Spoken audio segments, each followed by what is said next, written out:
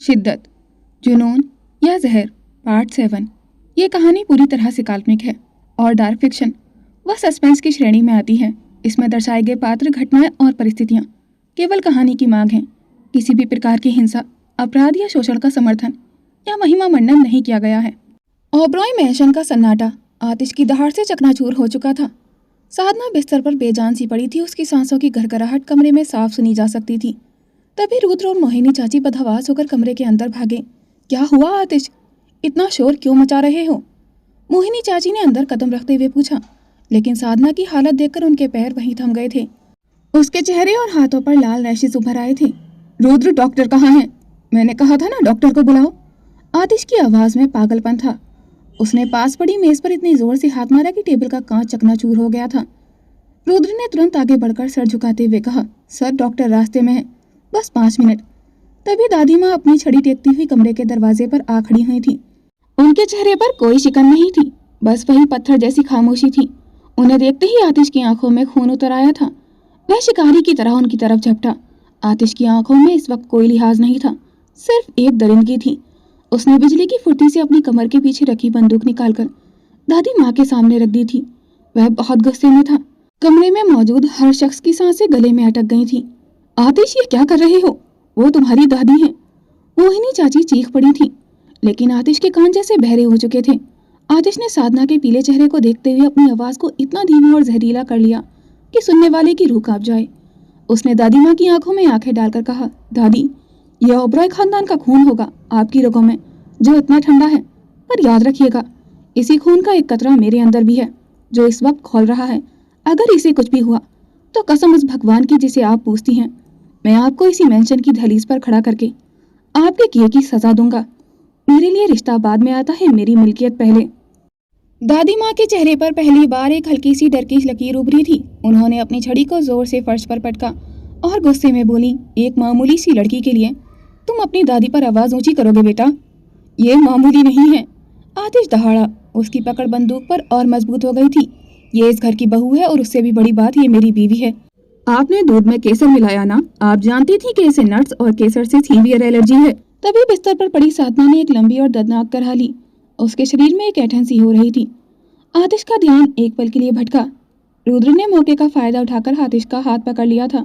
Sir, please, अभी गुस्सा करने का वक्त नहीं है, डॉक्टर आ गए हैं, रुद्र ने चिल्लाकर कहा। पीछे से 2 डॉक्टर इमरजेंसी किट लेकर कमरे में भागे। आतिश ने धीरे धीरे बंदूक नीचे की, लेकिन उसकी नजरें अभी भी दादी माँ पर थीं। उसने डॉक्टरों को रास्ता देते हुए कड़क आवाज में कहा, रुद्र, दादी माँ को उनके कमरे में ले जाओ और बाहर से पहरा लगा दो। जब तक ये होश में नहीं आती, बड़ी मालकिन अपने कमरे के बाहर कदम नहीं रखेंगी। ये हाउस अरेस्ट है। दादी माँ बिना कुछ बोले अपनी छड़ी ठक करती हुई बाहर निकल गई थी, लेकिन जाते जाते उनकी नजर में एक अजीब सा राज था, जैसे वो साधना को नहीं बल्कि आतिश के इस बदले हुए रूप को देख रही हों। डॉक्टरों ने साधना को फौरन इंजेक्शन दिया। आतिश बिस्तर के पास ही जम गया था। उसने साधना का सूजा हुआ और लाल पड़ा हाथ अपने हाथों में ले लिया था। उसके हाथ अभी भी कांच लगने की वजह से दर्द कर रहे थे, लेकिन उसे अपने दर्द का एहसास तक नहीं था। साधना की सांसें धीरे धीरे सामान्य होने लगी थीं। जब आधे घंटे बाद उसकी पलकें हल्की सी हिली तो उसने देखा कि आतिश वहीं बैठा उसे एकटक देख रहा है। साधना ने फटे हुए गले से फुसफुसाते हुए कहा, आतिश, आप रो रहे हैं? आतिश ने फौरन अपना हाथ पीछे खींचा और खड़ा हो गया था। साधना ने कांपते हाथों से आतिश की शर्ट का कोना पकड़ना चाहा, लेकिन उसका हाथ बीच में ही गिर गया था। वो बेहोश हो गई थी। करीब आधे घंटे बाद डॉक्टर ने राहत की सांस ली और बोले, मिस्टर ओबरॉय, खतरा टल गया है। उन्हें केसर से बहुत खतरनाक एलर्जी है, जिसकी वजह से उनका गला रुंध गया था। अगर 2 मिनट की भी देरी होती तो हम उन्हें बचा नहीं पाते। आतिश ने बिना कुछ बोले उन्हें बाहर जाने का इशारा किया और दरवाजा लॉक कर लिया था। साधना को अब होश आ रहा था। उसने धीरे से आंखें खोली और देखा कि आतिश अभी भी वहीं बैठा है। उसके हाथ अब भी दर्द कर रहे थे, मेज पर हाथ मारने की वजह से। साधना ने बहुत ही धीमी आवाज में कहा, जेलर साहब, इतनी जल्दी पीछा छोड़ने नहीं वाली। आतिश ने एक गहरी सांस ली। उसकी आंखों में नमी थी जिसे उसने तुरंत छुपा लिया था। वह अपनी पुरानी जल्लाद वाली टोन में वापस आया और बोला, चुपचाप लेटी रहो। अगली बार बिना पूछे कुछ भी खाया या पिया तो खुद तुम्हें इस कमरे में कैद कर दूंगा। वो खुद को सख्त दिखाने की कोशिश कर रहा था, लेकिन साधना ने देख लिया था उस पत्थर के पीछे एक इंसान छिपा था जो पूर्वी के लिए तड़प रहा था। पर सवाल ये था, क्या वह सच में पूर्वी के लिए तड़प रहा था या साधना के लिए? साधना ने मन ही मन सोचा, अनुराग ठीक कहता था, यहाँ हर मोड़ पर खतरा है। साधना ने जैसे ही बिस्तर पर उठकर बैठने की कोशिश की, कमजोरी की वजह से उसका सिर बुरी तरह चकरा गया था। उसे लगा जैसे पूरा कमरा गोल गोल घूम रहा है। उसने अपना संतुलन खो दिया और वह एक तरफ गिरने ही वाली थी कि तभी आतिश ने बिजली की फुर्ती से उसे अपनी बाहों में थाम लिया था। आतिश का एक हाथ साधना की पीठ पर था और दूसरा उसके कंधे पर। उसे आतिश के दिल की धड़कनें साफ सुनाई दे रही थी, जो इस वक्त किसी दौड़ते हुए घोड़े की तरह तेज थी। क्या कर रही हो? शांति से लेटा नहीं जाता तुमसे? आतिश ने उसे लगभग डांटते हुए कहा, लेकिन उसकी आवाज में वो कड़वाहट नहीं थी जो अक्सर होती थी। साधना ने धीरे से अपनी आंख उठाई और आतिश की तरफ देखा, इतनी नजदीक से कि आतिश का चेहरा और भी ज्यादा गहरा लग रहा था। उसकी शर्ट पर लगे खून के धब्बे और उसकी कलाई से रिश्ता हुआ ताजा खून साधना की आंखों के सामने था। आपका हाथ, खून बह रहा है, साधना ने कांपती आवाज में कहा और अपना हाथ आतिश के जख्मी हाथ की तरफ बढ़ाया। आतिश ने उसे सहारा देकर वापस तकिए पर लिटाया और खुद को थोड़ा पीछे खींचते हुए सख्त अंदाज में बोला, मेरे हाथ की फिक्र छोड़ो डॉक्टर, अपनी गर्दन देखो। आईने में देखोगी तो डर जाओगी। और ये जो उठने की नाकाम कोशिश की है ना, इसे दोबारा मत दोहराना। जब तक मैं ना कहूँ तुम इस बेड से नीचे कदम नहीं रखोगी। साधना ने हल्की मुस्कुराहट के साथ कहा, आप डरा रहे हैं या चिंता कर रहे हैं? और वैसे भी आपने अभी सबके सामने मुझे अपनी बीवी कहा है, क्या ये भी आपके उस जेलर वाले रोल का हिस्सा था? आतिश का चेहरा एक पल के लिए सख्त हुआ, फिर उसने नजरें चुरा ली थी। उसने मेज पर रखी दवाइयों की शीशी उठाई और बिना साधना की तरफ देखे बोला, ओबरॉय मेंशन में दीवारों के बिकान होते हैं। जो कहा वो सिर्फ दुनिया को दिखाने के लिए था। अपनी औकात और जगह मत भूलना। साधना उसे गौर से देखती रही। उसे यकीन हो गया था कि आतिश जो बोल रहा है उसका दिल उसके बिल्कुल उलट महसूस कर रहा है। उसने मन ही मन सोचा, तुम चाहो जितनी भी दीवारें खड़ी कर लो आतिश ओबरॉय, आज तुम्हारी आंखों ने वो सच बोल दिया है जो तुम्हारी जुबान कभी नहीं मानेगी। तुम पूर्वी को ढूंढ रहे हो या मुझ में उसे देख रहे हो? ये राज तो मैं खोल कर रहूंगी। आतिश उठकर बाथरूम की तरफ जाने लगा ताकि अपना हाथ साफ कर सके, लेकिन दरवाजे पर रुककर उसने पीछे मुड़कर देखा और कहा, कमरा मैंने साफ करवा दिया है। अब अगर तुमने फिर से जासूसी करने के लिए कोई फाइल छुई तो याद रखना मेरा गुस्सा अगली बार सिर्फ बंदूक तानने तक नहीं रुकेगा। साधना ने करवट बदली और बंद आंखों से बुदबुदाई, जी जेलर साहब, अब सो जाने दीजिए वरना आपकी बीवी फिर से बेहोश हो जाएगी। साधना के मुंह से बीवी शब्द सुनकर आतिश के कदम एक पल के लिए ठिठके। उसके चेहरे पर एक अजीब सा भाव आ गया था, जैसे कोई पुरानी याद उसे तड़पा गई हो। वह बिना कुछ बोले अंदर चला गया था और दरवाजा बंद कर लिया था।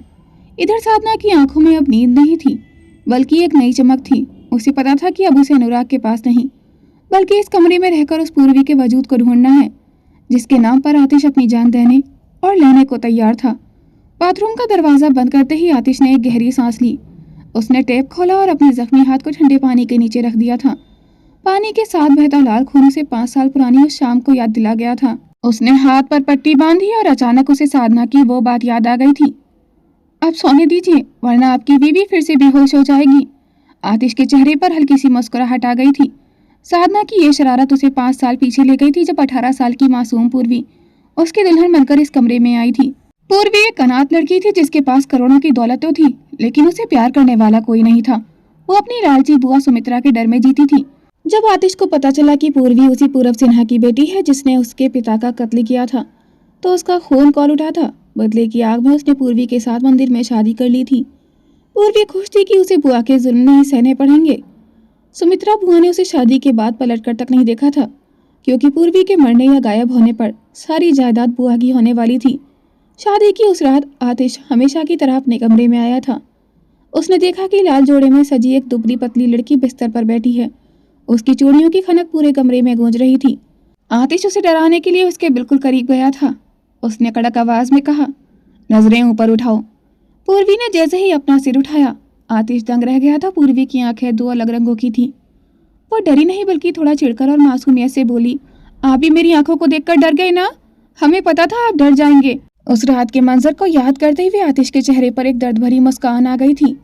जब आतिश ने पूर्वी की 2 रंग की आंखों को देखकर चौंकने वाली बात सुनी थी, तो उसने फौरन खुद को संभाला और भारी आवाज में कहा था, किसने कहा कि मैं डर गया? मुझे डराना इतना आसान नहीं है। पूर्वी के चेहरे पर एक शरारती चमक आ गई थी। वे बड़ी चहकते हुए बोली, अच्छा सच में नहीं डरे? वह खुशी खुशी बिस्तर से उठी और चंचलता के साथ आतिश के बिल्कुल करीब आ गई थी। आतिश, जो उसे नफरत करने और डराने के इरादे से आया था, अचानक उसकी नजदीकी और उस मासूम सी खुशबू में खोने लगा था। उसे समझ ही नहीं आया कि उसकी नफरत कहाँ गायब हो गई थी। लेकिन जैसे ही उसे अपने पिता के कत्ल की याद आई, उसने झटके से पूर्वी को पीछे धकेला और बिस्तर से उठ खड़ा हुआ था। पूर्वी इस अचानक हुए बर्ताव से पूरी तरह शॉक्ड रह गई थी। उसे समझ ही नहीं आया कि अभी तो सब ठीक था, फिर अचानक क्या हुआ। आतिश ने खिड़की के पास जाकर अपनी सिगरेट जलाई ताकि वह अपनी घबराहट को छुपा सके। पूर्वी ने उसे सिगरेट पीते देखा तो बड़े ही मासूम तरीके से चिढ़ते हुए पूछा, आपको सुहागरात नहीं मनानी क्या? आतिश जो बड़े टेंशन में सिगरेट का कस ले रहा था, ये सुनते ही पूरी तरह चौक हो गया था। उसे जोर की खांसी आने लगी थी और उसकी सिगरेट हाथ से गिरते गिरते बची थी। वह अपनी हंसी और हैरानी को रोकते हुए बोला, तुम्हें बहुत जल्दी है क्या? पूर्वी ने मासूमियत से अपना सिर हिलाया और बोली, नहीं जल्दी तो नहीं है, पर अगर आपको कोई प्रॉब्लम है तो हम कल डॉक्टर को दिखा सकते हैं। आप डरिए मत, डॉक्टर सब ठीक कर देते हैं। आतिश बस उसे देखता ही रह गया था। वह समझ गया था कि ये लड़की जितनी मासूम दिखती है उसे कहीं ज्यादा सिरफिरी है। बाथरूम के आईने में अपनी पट्टी को देखते हुए आतिश ने एक लंबी सांस ली। वह आज भी समझ नहीं पाया था कि वह उस रात पूर्वी से जीत गया था या हार गया था। तभी उसे कमरे के बाहर से साधना के करवट बदलने की आवाज आई। आतिश ने अपनी पट्टी ठीक की और चेहरे पर पानी के ठंडे छींटे मारे। उसकी आंखों में अभी भी वही पुरानी यादें तैर रही थी।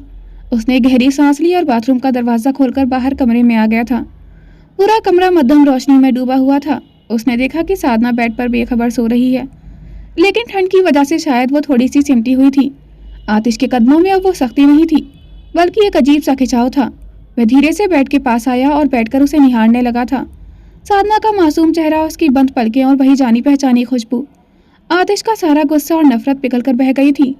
उसने धीरे से ब्लैंकेट उठाया और साधना को सलीके से उड़ा दिया था, लेकिन उसका मन इतने से नहीं भरा था। वह चुपचाप उसके बगल में लेट गया और साधना को बड़ी कोमलता से अपनी बाहों में भर लिया था। जैसे ही साधना का सिर उसके चौड़े सीने से लगा, आतिश को एक सुकून का एहसास हुआ।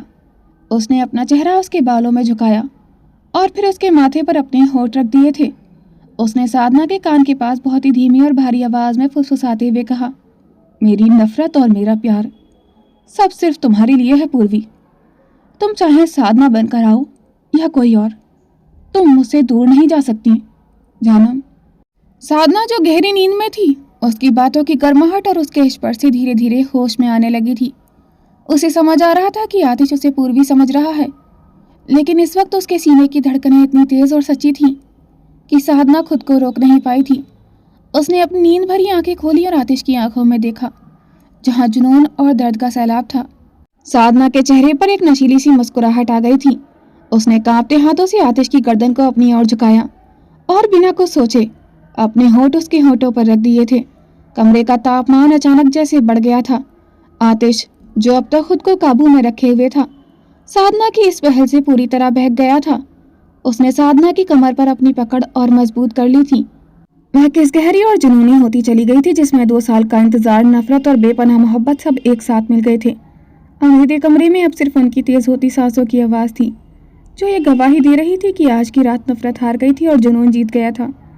कमरे की मध्यम रोशनी और बाहर की खामोशी के बीच, उन दोनों के बीच की दूरियां पूरी तरह खत्म हो चुकी थी। आतिश की कसी हुई पकड़ और साधना की नशीली नजरों ने जैसे वक्त को वहीं रोक दिया था। साधना का हाथ आतिश के बालों में उलझा हुआ था और आतिश के होठों का स्पर्श साधना के जिस्म में एक सीरन पैदा कर रहा था। जैसे जैसे उनकी सांसें एक दूसरे में घुलने लगी, नफरत और इंतकाम की सारी बातें पीछे छूट गई थी। आतिश ने साधना को अपनी मजबूत बाहों में और करीब खींच लिया था, जैसे वह यकीन कर लेना चाहता हो कि वह फिर से उसे खो तो नहीं देगा। जैसे ही आतिश ने उसे अपने करीब खींचा, साधना की सांसें लड़खड़ा गई थीं। उसका दिल तेजी से धड़क रहा था, लेकिन अचानक एक ख्याल बिजली की तरह उसके दिमाग में कौंधा कि वो पूर्वी नहीं है। उसके होंठ अब भी आतिश के बेहद करीब थे। उसकी उंगलियां उसकी गर्दन पर टिकी हुई थीं और आतिश की पकड़ में वो पूरी तरह घिरी हुई थी। इस पल उसे रोकना आसान नहीं था, ना उसके लिए ना खुद के लिए। आतिश की आवाज़ फिर उसके कानों में गूंजी, तुम वापस आ गई हो, मुझे छोड़कर मत जाना इस बार। उसकी आवाज़ में जुनून कम, दर्द ज़्यादा था। साधना की आंखों से नशा उतरने लगा था। उसने महसूस किया कि वो एक टूटे हुए इंसान को थामे हुए है, जो उसे देख ही नहीं रहा, किसी और को देख रहा है। उसने खुद को शांत किया। धीरे से उसने अपना माथा आतिश के सीने से टिका दिया था। उसकी धड़कनें अभी बेकाबू थीं, तेज, बिखरी हुई और बेचैन। साधना ने बहुत हल्के स्वर में फुसफुसाया, शांत हो जाइए, मैं यहीं हूँ। फिर उसने बहुत धीरे धीरे गिनती शुरू की। 1। उसने अपनी उंगलियां उसके बालों में फेर दी थी। 2। उसकी सांसें थोड़ी लंबी होने लगी थीं। 3। आतिश की पकड़ थोड़ी ढीली पड़ने लगी थी। 4। उसका चेहरा अब साधना के कंधे में छुप गया था। 5। आतिश की धड़कनों की रफ्तार धीमी होने लगी थी। साधना हर नंबर के साथ उसकी पीठ पर हल्की थपकी देती रही थी, जैसे किसी बेचैन बच्चे को सुला रही हो। 6, 7, 8। कमरे की गर्भाहट अब जुनून से नहीं सुकून से भर रही थी। 9। आतिश की सांसें अब बराबर हो चुकी थीं। आतिश अब गहरी नींद में था। उसके चेहरे पर एक ऐसा सुकून था जो शायद बरसों बाद आया था। अगली सुबह साधना जल्दी से उठी और अलमारी से कपड़े निकाले। उसके हाथ कांप रहे थे। उसने एक नज़र सोते हुए आतिश पर डाली। वही इंसान जो रात को उसे अपनी दुनिया कह रहा था। वह दबे पांव उठी और कपड़े को सीने से चिपकाकर तेजी से बाथरूम की तरफ भागी। अंदर जाते ही उसने दरवाज़ा बंद किया और दीवार से सटकर बैठ गई थी। उसकी सांसें फूल रही थीं। शावर की आवाज़ के नीचे उसने अपनी घबराहट को छिपाने की कोशिश की। उधर कमरे में साधना के बाथरूम में जाने की हल्की सी आहट से आतिश की नींद टूटने लगी थी। उसने अपना हाथ बेड के खाली हिस्से पर मारा जहां कुछ देर पहले साधना थी। उसने अपनी आंखें खोली और कमरे के खालीपन को देखा। बाथरूम से गिरते पानी की आवाज़ आ रही थी। आतिश के चेहरे पर वही पुरानी सख्ती वापस आने लगी थी। बाथरूम से गिरते पानी की आवाज़ आतिश के कानों में किसी हथौड़े की तरह बज रही थी। जैसे जैसे उसकी नींद पूरी तरह खुली, बीती रात की एक एक तस्वीर उसकी आंखों के सामने बिजली की तरह कौंध गई थी। वह एहसास, वह नज़दीकी और वह सुकून जो उसने कल रात महसूस किया था, अब उसके लिए एक जहर बन चुका था। आतिश झटके से बेड से उठा। उसकी आंखों में अब वह सुकून नहीं, बल्कि एक खौफनाक नफरत और खुद के लिए गुस्सा था। कैसे, आखिर कैसे मैं इतना कमज़ोर पड़ गया? वह दहाड़ा। उसने पास खड़ी साइड टेबल को एक जोरदार लात मारी, जिससे उस पर रखी दवाइयाँ और पानी का जग फर्श पर चकनाचूर हो गए थे। उसका गुस्सा यहीं नहीं रुका था। उसने दीवार पर लगी पेंटिंग्स को उतार कर फेंक दिया था, सोफे के कुशन फाड़ दिए थे और अलमारी पर अपना मुक्का दे मारा था। पूरा कमरा एक बार फिर कबाड़ खाने में तब्दील हो गया था। उसकी आंखों के सामने 2 साल पहले का वह काला दिन घूमने लगा था, जिसने उसे एक हंसते खेलते इंसान से पत्थर दिल जल्लाद बना दिया था। वह उनकी शादी की 3री एनिवर्सरी का दिन था। आतिश की जिंदगी की सबसे बड़ी खुशी का दिन। सुबह जब सूरज की रोशनी कमरे में फैली तब पूर्वी ने शर्माते हुए उसके कान में फुसफुसाया था कि वह प्रेग्नेंट है। आतिश बाप बनने वाला था। उस पल उसे लगा था जैसे दुनिया की सारी खुशियां उसकी मुट्ठी में आ गई हैं। वह इतना खुश था कि पूरे दिन उसके पैर जमीन पर नहीं टिके थे। शाम को पूर्वी ने जिद की, आतिश, आज बहुत खास दिन है, मुझे पहाड़ियों की ताज़ी हवा खानी है, प्लीज़ चलिए ना। आतिश अपनी जान अपनी पूर्वी को मना नहीं कर सकता था। वह खुद गाड़ी चलाकर उसे पहाड़ों की वादियों में ले गया था। दोनों बहुत खुश थे, आने वाले कल के सपने बुन रहे थे। लेकिन उन्हें क्या पता था कि पहाड़ियों के उन गुफाओं पर मौत उनका इंतजार कर रही है। रास्ते में अचानक कुछ काली गाड़ियां उनके पीछे पड़ गई थीं। आतिश के पुराने दुश्मन, जिन्हें वे अपनी कामयाबी की राह से हटा चुका था, आज बदला लेने के लिए घात लगाए बैठे थे। गोलियों की आवाज़ से पहाड़ियां गूंज उठी थीं। आतिश ने गाड़ी की रफ्तार बढ़ाई, लेकिन दुश्मन चारों तरफ से घेर चुके थे। वर्तमान में खड़े आतिश ने अपनी मुट्ठियां इतनी जोर से कसी कि उसके घाव से दोबारा खून रिसने लगा था।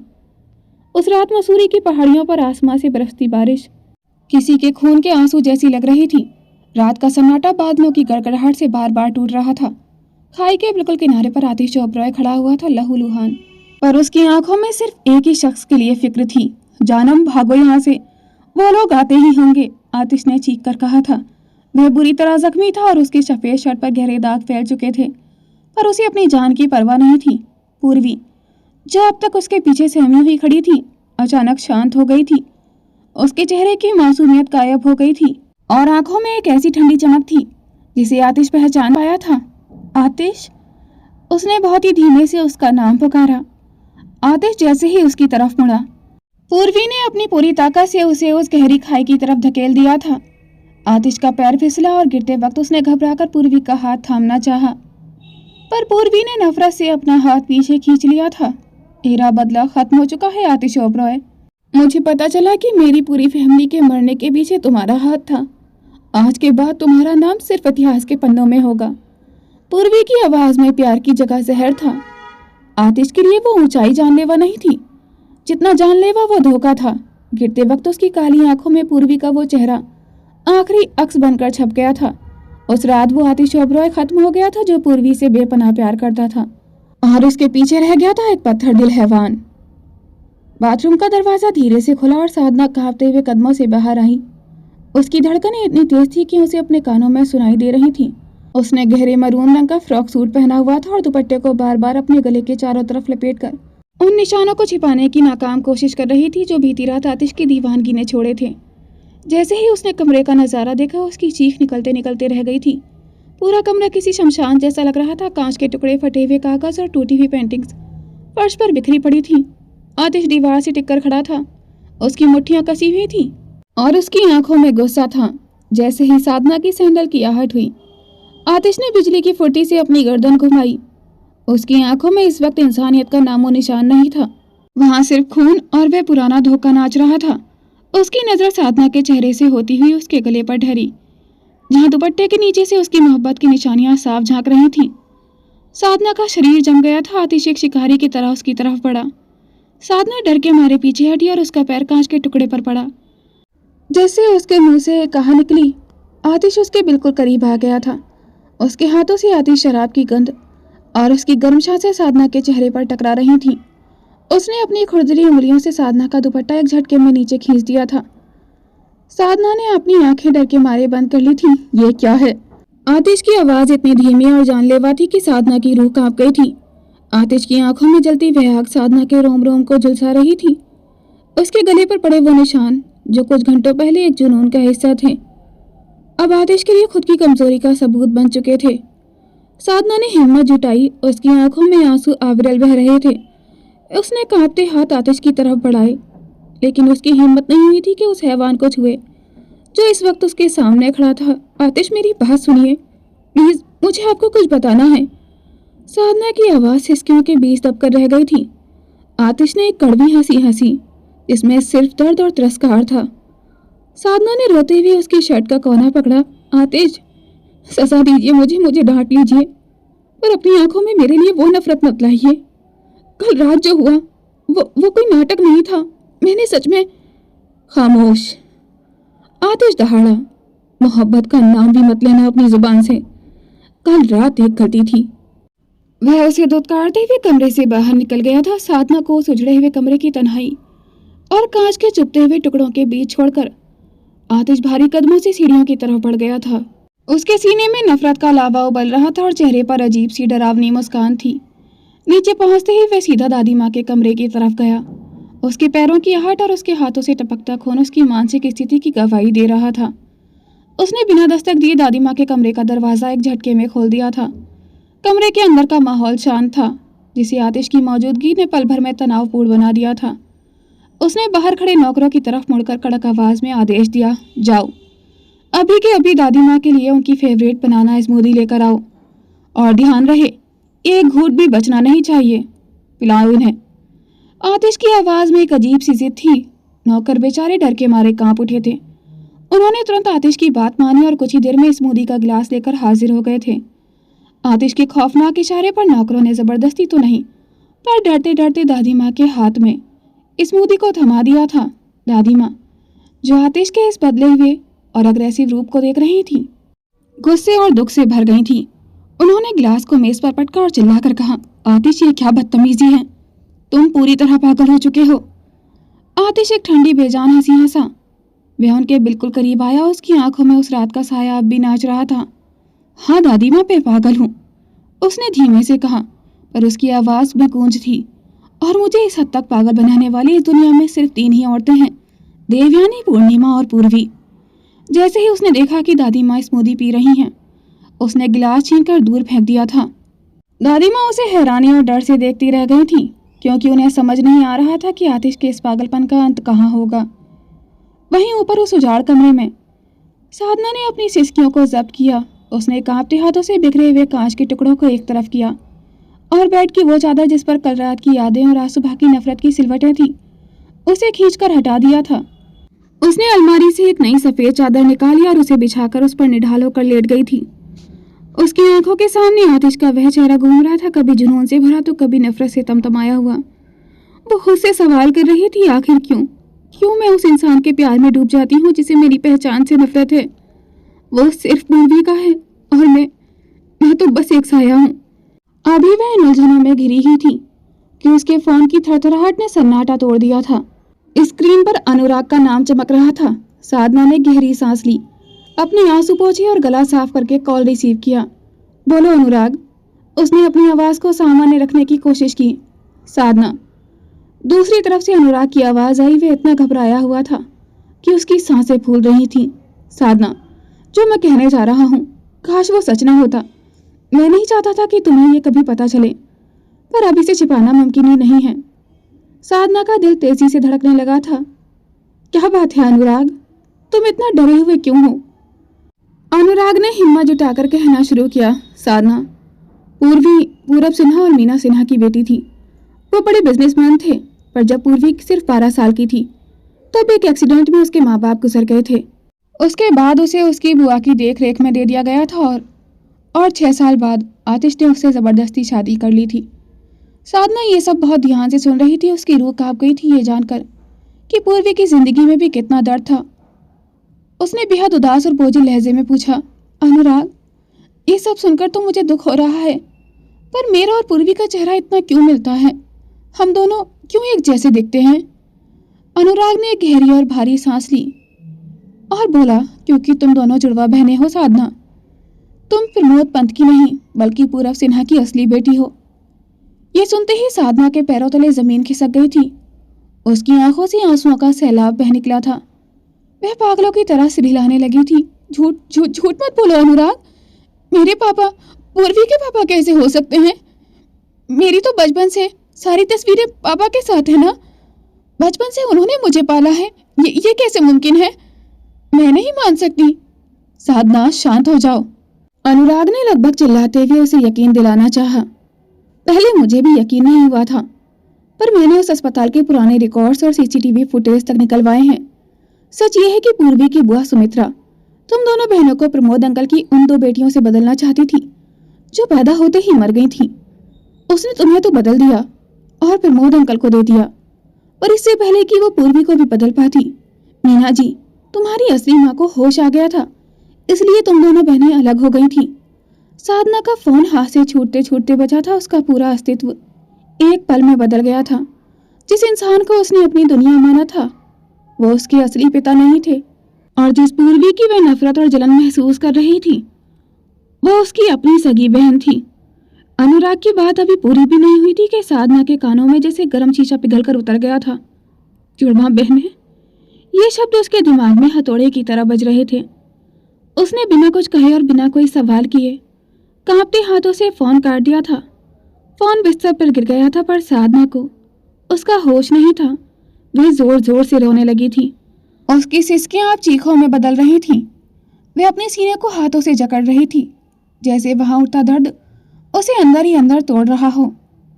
जिस पूर्वी के साय से वह अपनी पहचान की जंग लड़ रही थी वो उसकी अपनी ही सगी बहन थी। उसका पूरा जीवन एक झूठ की बुनियाद पर खड़ा था। क्यों किया मेरे साथ ऐसा? क्यों? वह चिल्लाई, पर कमरे की दीवारों के अलावा वहां कोई नहीं था जो उसके आंसू पहुंच सके। अभी वह सदमे से संभल भी नहीं पाई थी कि अचानक कमरे के बाहर शोर मच गया था। नीचे से मोहिनी चाची की दिल दहला देने वाली चीख सुनाई थी। माँ जी, कोई डॉक्टर को बुलाओ, जल्दी करो। मोहिनी बदहवास होकर चिल्ला रही थी। जतिन, महेश जी, जल्दी देखो, माँ जी को क्या हो गया है? आतिश ने ये क्या कर दिया? पूरे घर में अफरा तफरी मच गई थी। दादी माँ का गला रुंध रहा था और उनके शरीर पर लाल चकत्ते उभरने लगे थे। मोहिनी बदहवास होकर सबको आवाजें दे रही थी। जल्दी से डॉक्टर मीरा को फोन लगाओ, उन्हें कहो कि फौरन एंटी एलर्जी इंजेक्शन लेकर आएं, वरना अनर्थ हो जाएगा। वहीं दूसरी तरफ इस तबाही से बेखबर आतिश अपनी गाड़ी को तेज रफ्तार में दौड़ाता हुआ ऊंची ऊंची पहाड़ी पर पहुंच गया था। ये वही जगह थी जहां की ढलान और ठंडी हवा आज भी पूर्वी के धोखे की गवाही दे रही थी। यहीं से पूर्वी ने उसे धक्का दिया था। आतिश ने गाड़ी का दरवाजा जोर से पटका और बाहर निकला। उसके हाथ में शराब की एक बोतल थी। उसने ढक्कन खोला और एक लंबा घूंट भरा। कड़वाहट उसके गले से नीचे उतरी, पर उसके मन की कड़वाहट कम नहीं हुई थी। उसने गुस्से में बोतल के पत्थर पर दे मारा था। क्यों? वह दहाड़ा। उसकी आवाज़ पहाड़ियों में गूंज उठी थी। मैं कैसे इतना कमज़ोर हो सकता हूँ? कैसे मैं उस धोखेबाज लड़की के करीब फिर से जा सकता हूँ? कल रात जो हुआ वो मेरी हार थी। वह जमीन पर घुटनों के बल बैठ गया था, अपनी हथेलियों से सिर थामे हुए। उसे खुद पर नफरत हो रही थी कि नफरत की आग जलाने के बावजूद साधना की मासूमियत ने उसके पत्थर दिल में जगह कैसे बना ली थी। वह अपनी ही नजरों में गिर रहा था, ये सोचकर कि उसने फिर से उसी चेहरे को चाहा जिससे उसे सबसे ज्यादा नफरत थी। वहीं दूसरी तरफ साधना ने अपने बहते हुए आंसुओं को जोर से पोंछा। उसकी आंखों में अभी भी अनुराग के सच की तड़प थी, पर नीचे मची चीख पुकार ने उसके मासूम दिल को झकझोर दिया था। वह जानती थी कि उसे इस वक्त मजबूत बनना होगा। वह लड़खड़ाते कदमों से सीढ़ियों की तरफ भागी। नीचे का नजारा बेहद खौफनाक था। दादी माँ बिस्तर पर बेदम पड़ी थीं। उनकी सांसें उखड़ रही थी। साधना ने देखा कि मोहिनी चाची बदहवास होकर दादी माँ के सिरहाने बैठी रो रही थीं। घर के बाकी सदस्य भी वहीं जमा थे। साधना ने देखा कि डॉक्टर वहां मौजूद थे। उनके हाथ में एंटी एलर्जी इंजेक्शन भी था, लेकिन उनके हाथ कांप रहे थे। जतिन और महेश जी डॉक्टर पर चिल्ला रहे थे, पर डॉक्टर ठिठक कर रह गए थे। ऐसा लग रहा था जैसे कोई अदृश्य डर या किसी की सख्त हिदायत उन्हें इंजेक्शन लगाने से रोक रही थी। साधना समझ गई थी कि इस घर की राजनीति और आतिश का खौफ अब दादी माँ की जान पर बनाया है। To be continued. दोस्तों, आज का पार्ट आपको कैसा लगा? कमेंट सेक्शन में अपनी राय ज़रूर शेयर कीजिएगा। आपका एक प्यारा सा कमेंट मेरे लिए बहुत मायने रखता है, तो प्लीज़ कमेंट करें, लाइक करें और स्टोरी को हाइप करें। Thanks for watching. Please like, comment and share this video. Don't forget to subscribe my YouTube channel for more interesting videos.